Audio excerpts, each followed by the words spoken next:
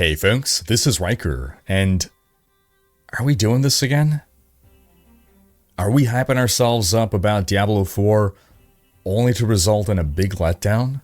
This week we got the massive patch notes for the upcoming Season 4 changes, and we'll go through all the stuff in there to be excited about, but will this actually fix the game? Then there's other reasons to be both excited and upset with Blizzard this week. Overwatch 2 devs are getting screwed over by Blizzard. World of Warcraft sub count has been accurately reverse engineered, and the results are surprising. And Blizzard just did us all dirty by sneaking something really underhanded into our end user license agreement.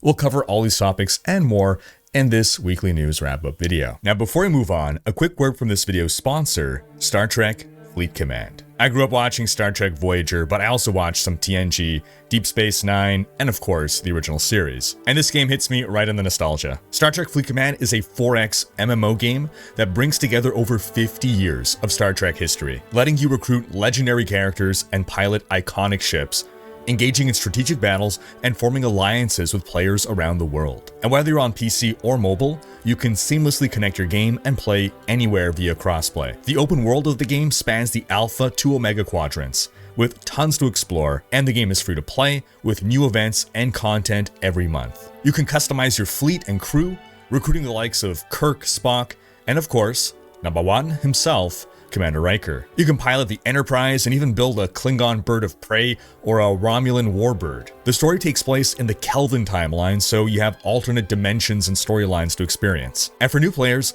there's a special promo code, Warp Speed. This gives you a new player content pack for free, including 10 epic shards of Kirk. As an officer, Captain Kirk is a powerful addition to any ship. To use the code, download Star Trek Fleet Command using the link in the description.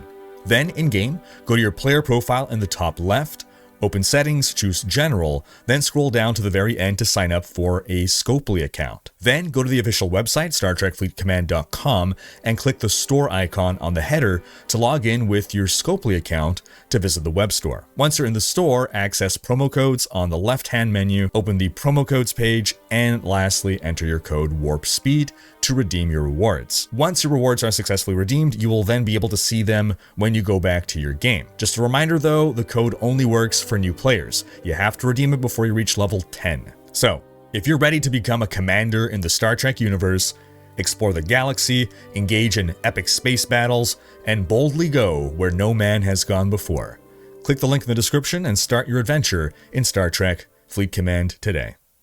Live long and prosper. Starting with some Diablo 4 news, the game launched this week on Game Pass on PC, Xbox One, and Xbox Series X and S, meaning you can play Diablo 4 for free as long as you are a Game Pass subscriber. To play on Xbox, all you gotta do is download Diablo 4 from the Game Pass app, but on PC, a couple more steps. You'll need to download the Battle.net app, set up a free Battle.net account, and hook up your Battle.net account to your Microsoft Store account. I do think it's a shame that the game comes to Game Pass right before we get what will probably be its best update ever. I think they should have held off for Season 4, but hey, at least people will have time to finish the campaign, I guess. Also this week, ray tracing was added to Diablo 4 on all supported platforms, PC, Xbox Series X, and PS5. This adds more realistic lighting, shadows, and reflections, and also comes with some other updates to ambient occlusion and contact shadows, making them look a lot better. We also have the Mother's Blessing event running until April 2nd, 10 a.m. Pacific time,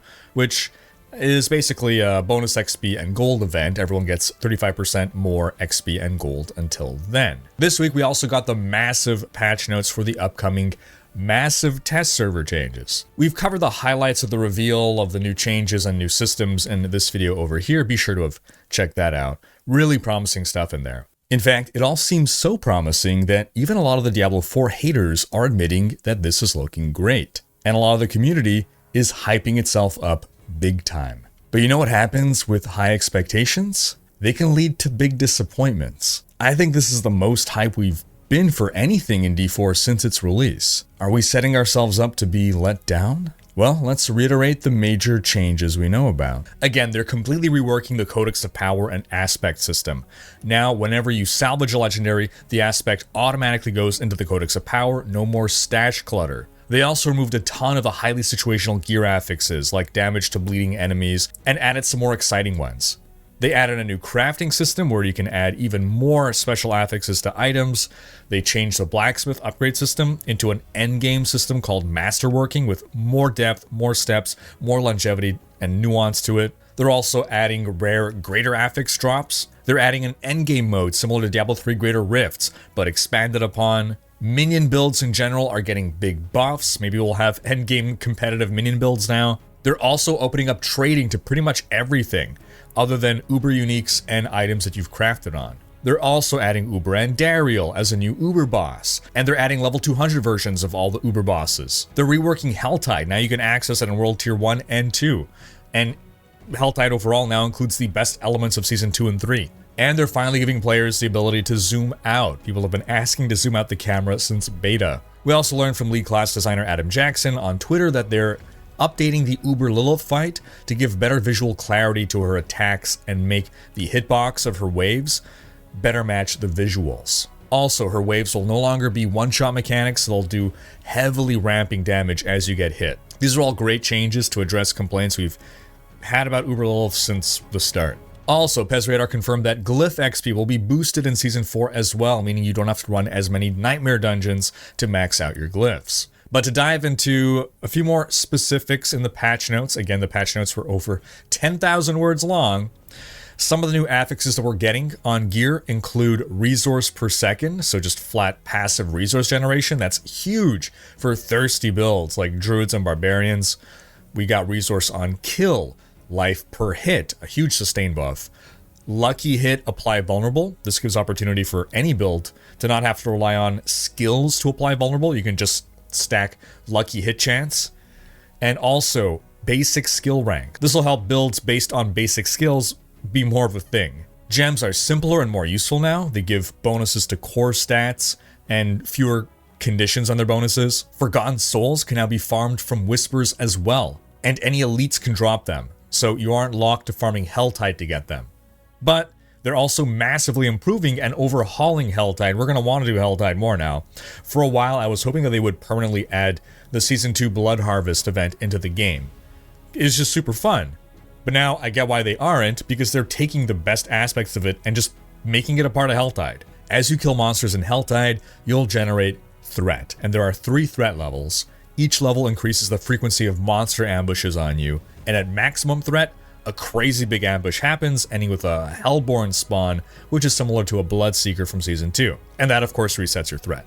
On top of that, you're going to find chests that drop hearts, and once you collect 3 hearts, you can use them at a ritual location to summon another demon ambush with the boss. Nearby players in the zone will be alerted, and they can join in. Again, this is bringing in the best parts of Season 2 and 3 overworld events, where you can end up with a chain of random players spawning these waves of bosses over and over, taking turns going round robin as we put on our mats, with everyone just reaping the rewards. World Tiers 1 and 2 will get a nerfed, easier version of Helltide with less monster density, no falling meteors, and no roaming bosses. Then, the new endgame mode, the Pit. This starts once you reach World Tier 4. You're going to get a quest to complete a Tier 46 Nightmare Dungeon. And once you complete that, you'll then start to get rune shards as drops during endgame activities. You use rune shards to open the Pit at an obelisk in Karagar. It literally looks like the Rift Obelisk from Diablo 3.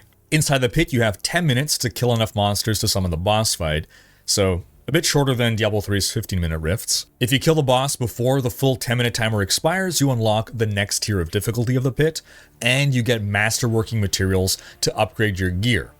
If you don't complete things in time, you still get regular loot and XP, of course, but no masterworking materials, and you don't unlock further difficulties. If you kill the boss with 4 to 6 minutes to spare, you unlock an additional tier of difficulty, and if you have 6 or more minutes to spare, that's jumping you up 2 additional tiers. And the Pit has apparently hundreds of tiers of difficulty, so I imagine, just like Diablo 3, it's designed to be virtually infinite, but just like Diablo 3, one day someone will reach the max Pit level, I'm sure, but I doubt it's going to happen for at least a year. Also, if you die during a Pit run, you can respawn, but you're docked 30 seconds. Your second death docks you a full minute, and your third and all subsequent deaths dock you 90 seconds. So death is more punishing than in Diablo 3. You can run pits in a team, but the person who opened the pit gets the most materials, and only the person who opened the pit has a chance of getting the summon materials needed to face Tormented Echoes. These are the level 200 versions of the Uber bosses who have better drop rates. The deeper in the pit you go, the more likely you are to get these summoning mats. Now, getting a little more granular into items and class changes. In addition to the new Tyrael's Might Uber unique, we're also getting Yen's Blessing unique. It's a pair of unique boots that give a 30% chance to cast a non-mobility, non-ultimate skill that you currently have on cooldown whenever you use another skill. Now, not all builds have terribly useful boot slot items, so I can see some builds easily working this item in. Then for the Barbarian, we're getting Ariat's Blessing unique pants, which makes the Ancients you summon much more awesome. Korlik makes an Earthquake, Talik creates Dust Devils while he whirlwinds, and Madoc sets enemies on fire with his Upheaval.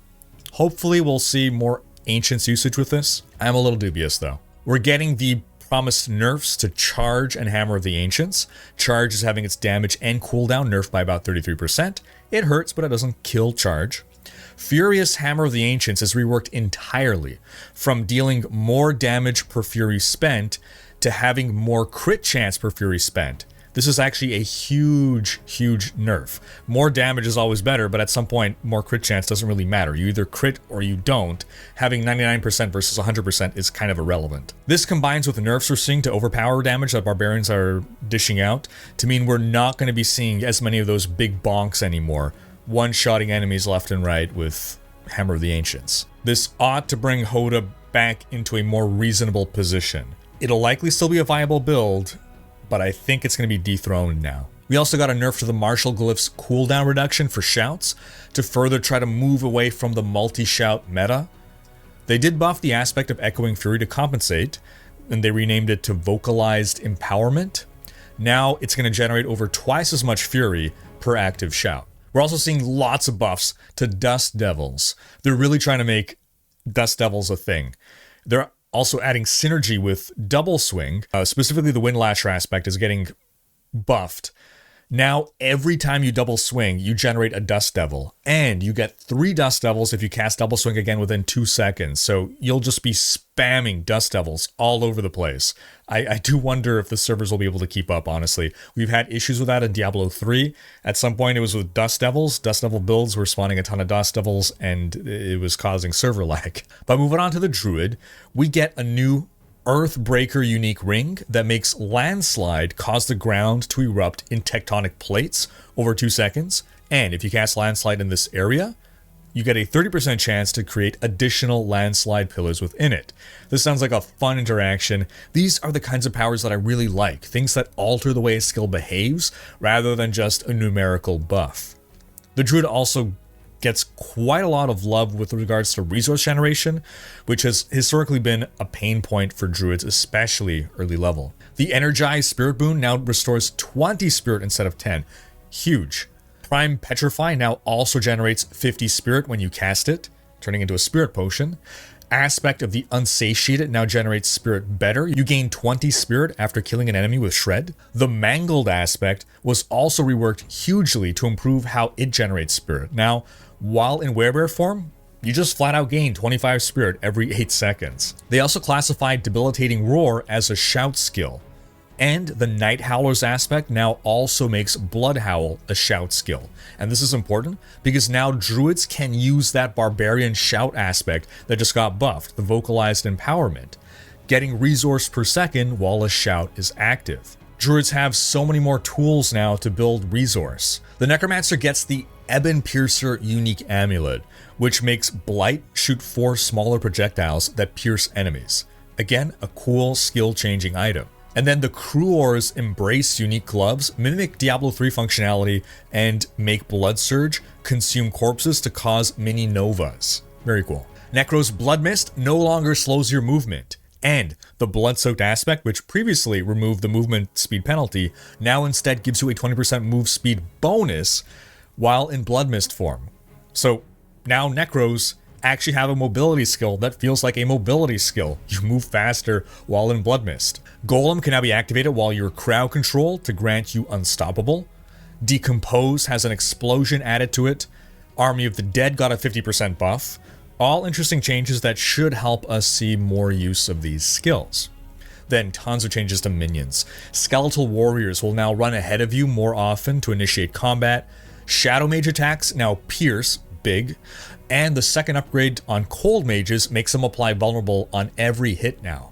A big reliable source of vulnerable. The first upgrade on bone mages was fully reworked. Now it grants them a 25% chance to cast bone splinters or bone spear if you have those skills equipped on your skill bar. I think this can be a huge boon to bone spear builds.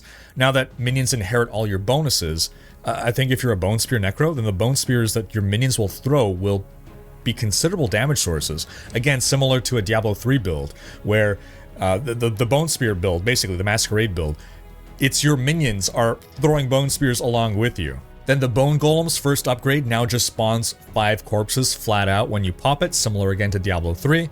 So you can generate corpses on command. Overall, we're seeing a lot of D3 Necromancer influence now being brought into Diablo 4. In the best of ways. The second upgrade of Bone Golem now casts bone spikes whenever it takes damage. The Iron Golem's first upgrade casts its shockwave more often now, and it deals a ton more damage, like 5 times more damage. The second upgrade no longer applies vulnerable, but instead pulls in enemies, giving Necros another grouping tool outside of corpse tendrils. They also consolidated the 2 different aspects that increase your max number of skeletal warriors and skeletal mages into the same aspect.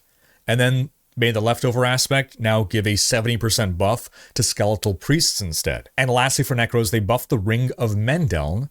Now every 6th attack from each minion is empowered. It used to be a very situational lucky hit buff. So again, hopefully we'll see minion builds now become competitive with all of these changes. For the Rogue, we got the new Scoundrel's Kiss unique ring that makes rapid fire now lob exploding arrows. That ought to be cool. Again, a nice skill changer there. The aspect of high velocity is being added to make barrage arrows now pierce through one enemy and gain 20% attack speed. That pierce is huge. That's potentially basically doubling the number of enemies hit, therefore doubling your damage output. The Rogue is getting tons of buffs to grenades. Lots of aspects buff grenade damage now. Seems they really want to make a grenade build a thing, and they're adding a lot of synergies there as well. They're also giving the Rogue more ways to heal or sustain. The aspect of Siphon Victuals now gives you a 20% chance to get a healing potion to drop when you hit a vulnerable enemy with a non-basic skill. That's something that we should be able to do basically all the time as a Rogue. And the aspect of Lethal Dusk will now grant you stealth whenever you evade through an enemy infected by Shadow Imbuement. And whenever you break stealth, you regain 25% of your max life. These can really help squishy rogues sustain in combat longer, without just making them outright tougher overall. I really like this approach. The Rogue maintains its identity as someone who is fragile, or at least more fragile than a barbarian, right? You can't just make everyone feel big and tanky, but you also want rogues to be able to live through fights, so it's doing it not by making them be able to take more hits, but just be able to heal faster. Then for the Sorcerer, we get the Fractured Winterglass unique amulet, which we spoke about last time. That's the Frozen Orb amulet that makes Frozen Orb have a 50% chance to spawn a random conjuration when it explodes, and on lucky hit, those conjurations launch Frozen Orbs. Really cool interaction there. Sorcerers also get the Flameweaver gloves. When you cast Firebolt through your firewall, it splits into 4 firebolts. Again, just really cool interactions, synergies. Diablo Immortal, I know, don't boo immediately. One really cool thing that Diablo Immortal did was it had skill interactions where I cast this skill, and then if I cast this other skill through that skill or on that skill or somehow make them interact, it does this additional effect. I feel like the game needed to do more of that, and more of those ideas needed to be brought into Diablo 4, so I'm glad we're seeing that now. Other games do this. Path of Exile has interactions where if you shoot through your firewall, it, empowers your attacks. So more cool stuff like that, please. Then the Flamethrower aspect will make Incinerate split into 3 beams. Again, skill-changing effects. These are really cool. Overall, basically, instead of giving us more options in the skill tree, they're putting skill-changing effects on itemization. It's a different philosophy. And it's why I said that having a a more basic skill tree isn't inherently a bad thing, because if you're able to heavily customize your skills through other means, then the skill tree doesn't need to fulfill that purpose. It comes down to preference, and yes, I do like to have the skill tree be more meaningful. I wouldn't mind a more expanded skill tree, but that's a different discussion than this skill tree being small is inherently bad because it doesn't let you customize your character. You can, however, argue that you would rather see that customization put on the skill tree rather than put on itemization. Now, all the Sorcerer's Mastery skills are now also tagged as core skills, which opens up more possibilities for builds. The cheat death mechanic on Flame Shield is gone. Instead, the Flame Shield activates once you have taken 100% of your health in damage within a 30-second window. For Hydras, you now have 2 Hydras as a baseline. That's straight up just doubling the power of Hydras. The aspect of Splintering Energy was changed to have Lightning Spear always cast another Lightning Spear and increase all your Lightning skill damage. Hopefully this lets us see more Lightning Spear builds. It's a really fun skill. And then the unique item, the Staff of Liam Neeson, has had its damage to close enemies replaced with ranks to charged bolts. This is big. It seems overall they're trying to make non-ball lighting builds more of a thing now. Then for non-class specific changes, they nerfed the aspect of Disobedience. This was basically a must-have defensive aspect for almost all builds. Nerfing it will hopefully decrease its pervasiveness and see a rise of more varied defensive aspects. The aspect of the Crowded Sage was reworked to give you 8% more dodge chance, and dodging restores 20% of your max life. Again, going with the rogue theme of better sustain, since rogues are the ones that will most benefit from having dodge chance. Similarly, the assimilation aspect has been reworked to give you 8% more dodge chance, and dodging gives you Fortify equal to 25% of your max life. Again, going with the rogue theme of better sustain. Then, as a reminder, on some of the loot updates, all items dropped in World Tier 3 will now be Sacred, and all items dropped in World Tier 4 will now be Ancestral, less junk to sort through. We're also getting new elixirs. With the elixir of Holy Bolts, when you kill an enemy, Holy Bolts shoot out of their corpse, and the elixir of Momentum straight up gives you a 3% move speed buff for 5 seconds after killing an enemy, stacking up to 15 times. That's 45% more movement speed while speed farming. That's insanely fun. It's also looking like significantly more dungeons will be Nightmare Dungeons in Season 4, almost double the number. They're also reducing the channel time required to interact with objects to less than a second. This will make dungeons feel better when you gotta go pull the thing, or grab the thing, or deposit the thing. Oh, and there was a system that they previewed before the game launched called Skill Intensity. The more skill points into a skill, the more it would look visually impressive, so that you can feel the power of the skill intensifying with more skill points. But ever since launch, almost no one seems to have really noticed this effect. Many people wonder if it was bugged or not implemented or what exactly happened there.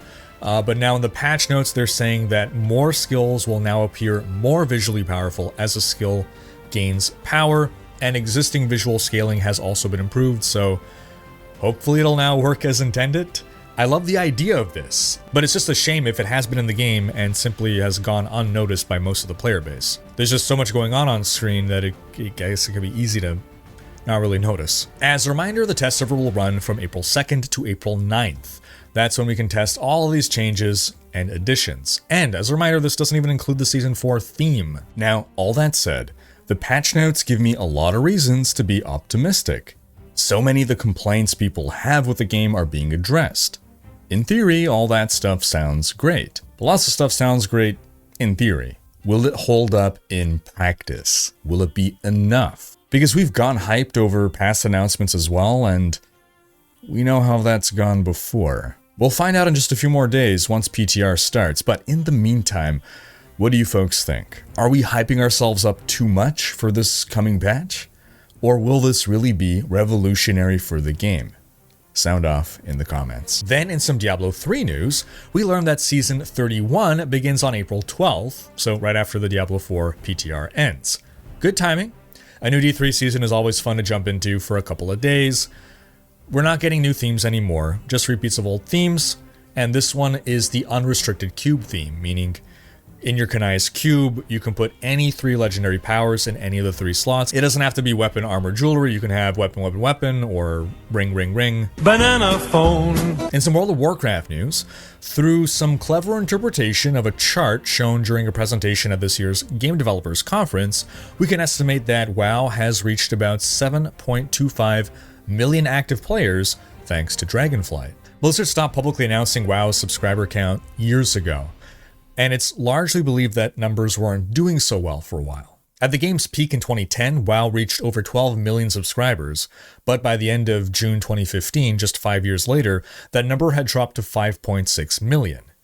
And then they stopped sharing numbers altogether. Well, at GDC, John Haidt from the WoW team shared this graph, which did not include numbers, but YouTuber Bellular analyzed the graph, plugging in the numbers we do know to extrapolate the numbers we don't, and arrived at 72.5 million current subs. Blizzard has in the past admitted that Shadowlands, the previous expansion, failed to meet player expectations, with historically high numbers of players leaving the game, and the graph's trend reflects this. But Dragonflight paints a completely different picture. And with the hype around the War Within launching late this year, this can continue WoW's upward trend. During his GDC talk, Haidt talked about what went wrong with Shadowlands. On the narrative side, the new villain, how the story treated fan-favorite characters, and even the setting itself were all a miss. On the gameplay side of things, too little variety and an over-reliance on borrowed power was problematic. It's estimated that WoW lost 3 million players during Shadowlands.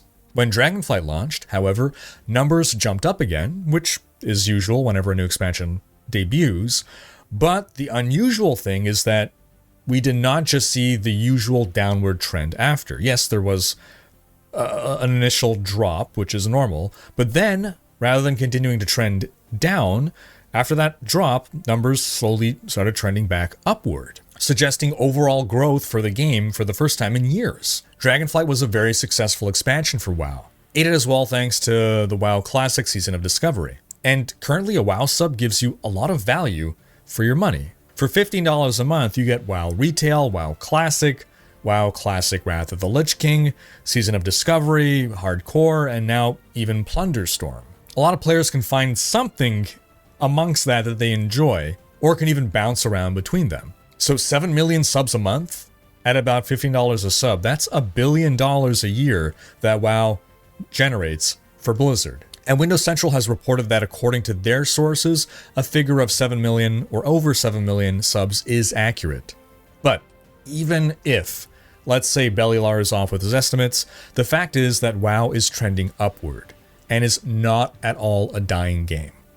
Sure, it may never reach 12 million subs ever again, but it doesn't need 12 million subs to be a cash cow that Blizzard will not be putting out to pasture anytime soon. All indications are that the WoW team has learned from Shadowlands and won't be repeating those mistakes. But in sadder Blizzard news, Overwatch 2 devs are apparently getting stiffed on their bonuses.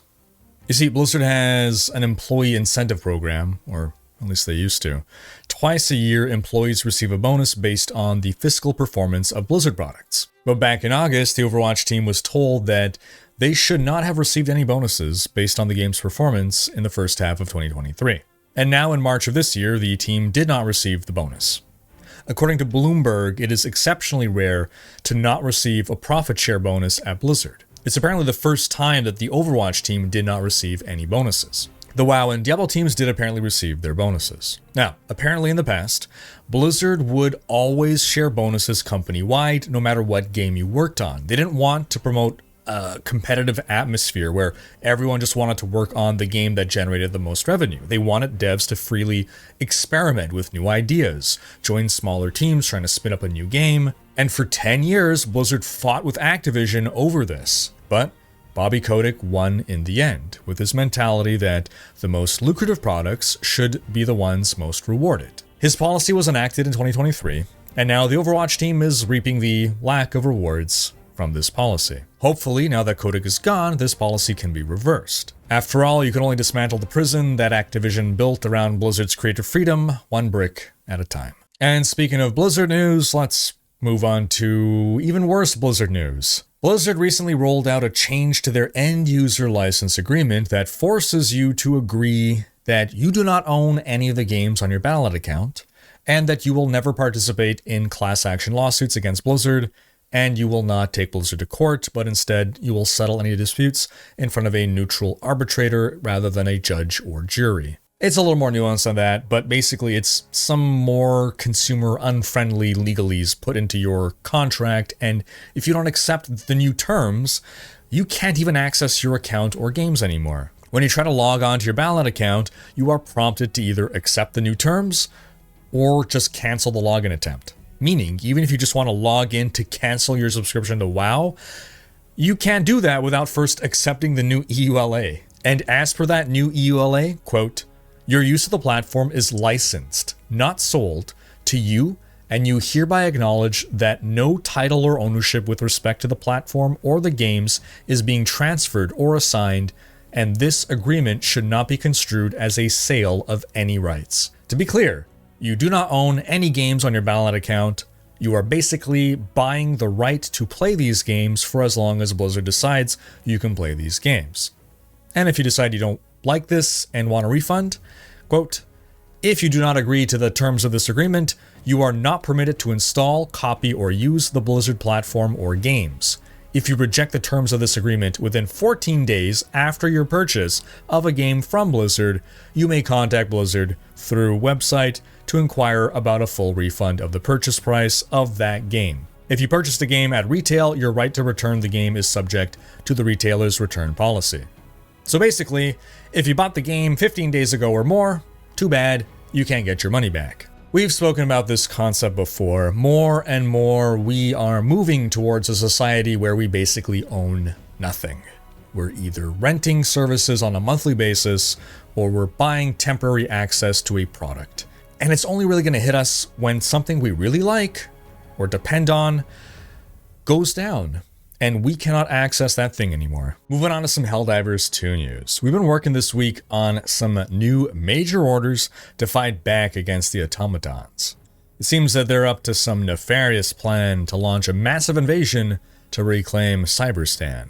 Outside of that, we got a patch this week that made the game no longer freeze when firing arcs from the arc thrower, arc shotgun, and Tesla tower, so that's nice. But the biggest news is the introduction of 2 new support weapons via stratagems, the heavy machine gun and the quasar cannon. Now, the heavy machine gun is being met with some ambivalence from the community.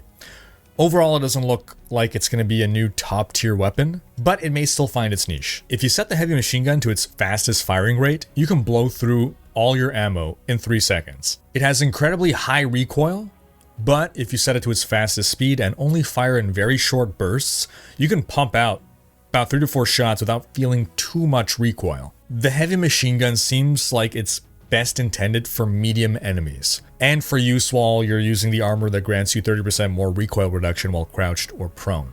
But with it, you can shoot through the armor of walkers, of devastator shields, Hulk eyes, even berserkers. But it cannot penetrate heavy armor, so you can't use it against heavily armored targets, and it has low ammo capacity, so you also can't really use it to clear up a bunch of, a horde of lightly armored targets. That's where the regular machine gun shines. You also have no third-person sights, so you can't hip-fire it. You need to aim down sights to shoot accurately. Then the quasar cannon, on the other hand, is rapidly becoming a fan favorite.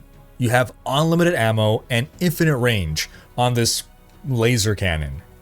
However, you need to charge up your shot for about 3 seconds before firing. Big downside there. Also, it takes several seconds of cooldown before you can use it again. At least you don't have to be reloading it. You can swap weapons, but yeah, you gotta wait quite a while. So you're basically getting off 1 shot every 10 seconds with this. However, it can shoot down dropships out of the sky. With 1 well-aimed shot, you can take down a charger, a Hulk, a shredder tank, or a mortar emplacement. And with 2 shots, you can take down a bile titan, a cannon tower, an annihilator tank, or a shrieker nest. Any medium or small enemy will die to 1 shot, obviously. And you can also use it to destroy fabricators, bug holes, spore spewers, and illegal broadcast towers. In some ways, it's a better eat. But the eat still has its uses. It doesn't just invalidate it, because the eat shoots instantly without needing to charge up for 3 seconds. You can also pop 2 eats really quickly, Whereas again, with the Quasar, it's 10 seconds between shots. If you're being overwhelmed, the eat is the better solution. And if you're making some final stand where you have time to call down a bunch of eats in advance, you could be basically rapid firing eats. In essence, while the Quasar cannon is really strong, it's not really the weapon that you want to rely on when you're under pressure. But what about you super citizens? What are your thoughts on these new weapons?